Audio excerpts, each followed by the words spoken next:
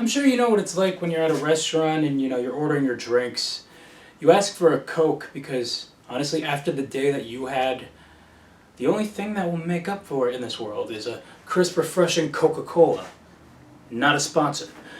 But unfortunately, you're at one of those restaurants that only sell Pepsi products. Yeah, those still exist, like specifically pizza places. And there's that random Dr. Pepper 2 liter just sitting there like, are you a Coke product or a Pepsi product?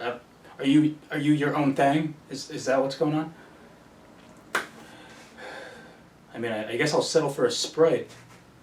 What's that? You only have Sierra Mist? That alternative to 7-Up, only it doesn't taste like Fruit Loops? Okay. Whatever.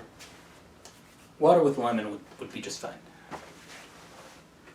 I feel that alternatives and substitutes, like, they're like the store brand version. I mean, sure, a lot of times the store brand version is more affordable, but at the same time, it's still cheap. You know what I mean? Like, taking pop culture, you got the main characters, the popular ones that you'd buy their face on a folder. Like, I mean, I've seen people buy something with someone's face on toilet paper. It must be a gag gift for like one of those Hallmark holidays, who knows. But I can only imagine if they had this, substitute. Like, well, just take the original Donkey Kong game, for example. What if they brought that out, and instead of Donkey Kong and Mario and Peach, the princess, it was Diddy Kong keeping Daisy captive and Luigi had to rescue her. Come on, Wario has the car waiting. And that's a loaded toadstool. Okay.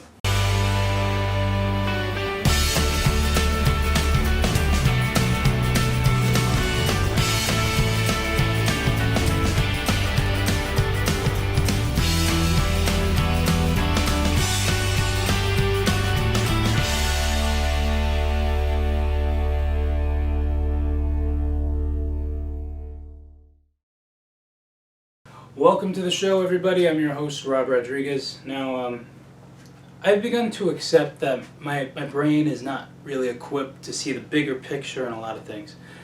Like, I take this for instance. I was taking an online quiz before filming today, and not only did I get the question wrong, but it's a question that I've seen many times, and for some reason I just can't get it right every time I see it. So, when you hear how many months have 28 days, like, your first instinct is February. Only one of them has 28, and sometimes it has 29 days. But then, you get your results, and then you realize it's a trick question because every month has 28 days. Who knew? So if you've been watching the show for a while, you probably caught on that I'm one of those why fix what isn't broken types. I also tend to sound like a broken record, but that's for another day. Now, the real deal here is I have this weird attachment to cable TV. Like, for some reason, I can't function without knowing live TV is at my fingertips. I have an intervention scheduled Thursday. Yeah. First step is admitting you have a problem. I think planning your own intervention is one step ahead. Yeah. And I wonder why people don't take me seriously. I mean, if you think about it, it feels like everybody is streaming these days, on all different platforms. Like, of course, we got Hulu, we got Netflix, Disney Plus, Paramount Plus, Discovery Plus, Apple TV, Prime Video, minus my attention span and wallet. I mean, delinquent phone and internet bills are at an all-time high at this point. And I mean, during that month that I didn't have live TV, everybody I would call happened to, not have cable. They'd be like, Rob, it's no big deal. I don't have cable. It saves me a lot of money. I have one of those Rokus. Oh yeah. To be honest, I'd rather watch all my childhood tapes, everything I got on DVD and VHS, than set up one of those user-friendly devices that I just so happened to win a free one at an arcade last year. Okay, to be honest, Pluto TV has a lot, but it's just not the same. Now, as I try to see it from another perspective, I mean, watching shows and movies on your own time is pretty nice, I'll give it that much. But, when your friend just starts watching a show from a long time ago as if it's new, I mean, it's kind of like, come on, man. Everybody knows what happens. Everybody knows Jim and Pam get together. Everybody knows that Monica and Chandler get married. And most importantly, everybody knows that Ross and Rachel, for the time being, got back together in the series finale. Not a planned bit. I probably added something in post later. It was probably a very annoying flashing effect. But then they're like, well, I didn't get to that part yet. So, well then, I hope you pay really close attention. And you know what? Why don't you turn those captions on to really add to that eye strain? Because blue light is a killer, I tell you. So really, what is live TV and why am I so attached to it? A lot of you might be asking why the geeky 24-year-old who plays with a puppet and collects videotapes is in love with cable TV. Well, honestly, I have fear of missing out, and I guess part of me likes commercial interruption and, having to push my schedule around just to catch a show from the top. I mean, nobody likes a partial episode. And honestly, don't get me started on the whole having no control over what's on except the channel you're watching. I can hear myself, ladies and gentlemen, and I do sound nuts.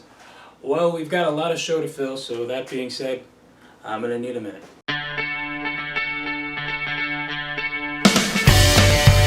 It's kind of obvious that when you offer an amenity of some kind, there's two tiers of people. There's people who appreciate it, and then there's people who take advantage of the accommodation, like they're savages or something. We all know McDonald's has that free Wi-Fi, and now listen, I'm guilty of parking my car and a laptop in hand, just live tweeting all day, allegedly.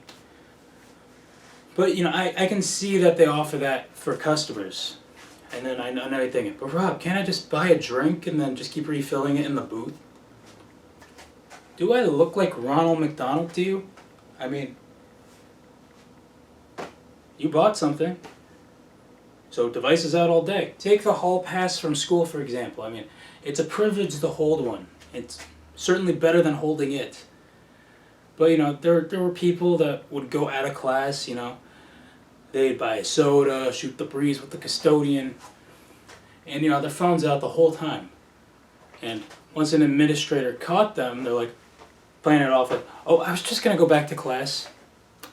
Rain check on DQ. It's time for that weekly list known as the possibility list. It's kind of like revisiting past mistakes. Like that mustache that I grew in 2016.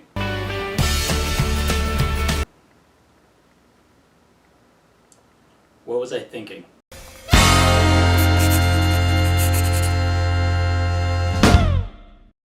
Alright, this week's list is titled 4 Spoken Lyrics That Can Be Taken Out of Context. Now, some of our veteran viewers might be like, Rob, it sounds like you've done this list before, but you're forgetting. Listen, I'm sure there's a lot of stuff that I've done before that I forget and it's in new content. So, live your best life. Okay, number 4. Every breath you take, every move you make, I'll be watching you. Number 3. Sometimes a certain smell will just take me back to when I was young. Number 2. You might think I'm weak without a sword, but if I had one, it would be bigger than yours. And number 1. 4 spoken lyrics that can be taken out of context. Kanye's entire verse, and I love it.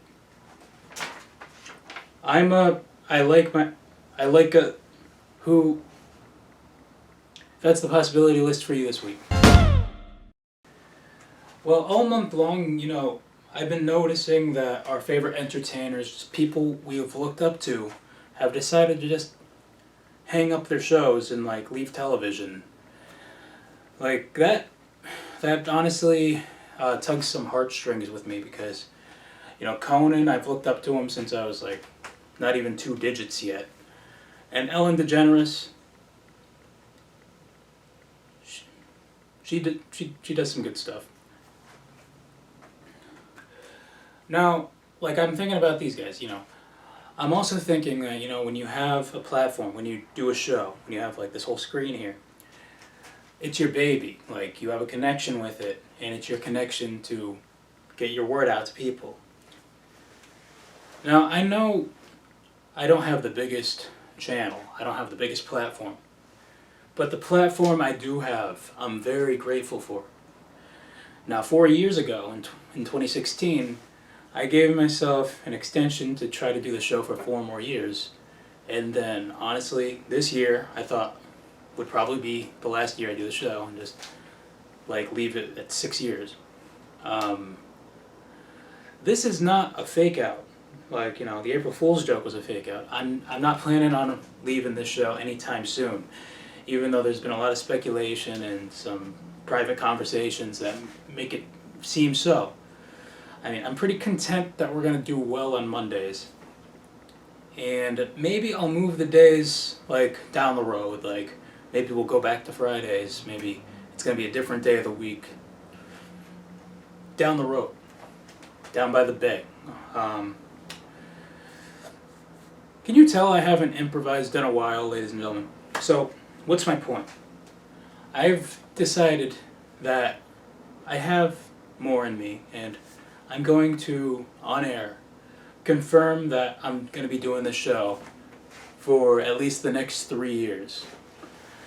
Yep, so there's going to be a season 8, a season 9, and a season 10 in the near future. Why am I announcing this? Well, if we're being honest with ourselves, that whole Phase 4 trailer from Marvel really inspired me, didn't it? Like, I didn't even watch it, but I heard Stan Lee's voices in it, so if they can announce titles that are so far away, why not announce the next 3 years? So,